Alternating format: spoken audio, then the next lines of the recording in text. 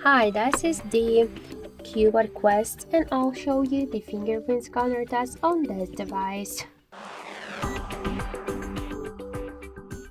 So I'll just set up my fingerprint scanner here on the back side of our phone, and now I'll make a couple of tries to unlock the device with my fingerprint, and we'll see how fast this option is and does it works.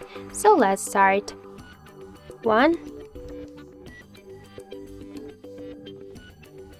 2, okay, let's make it by this way. 3, 4, 5.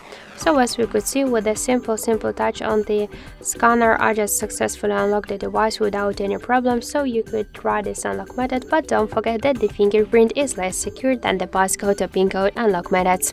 Thank you for watching, and if you like this video, leave thumbs up and subscribe.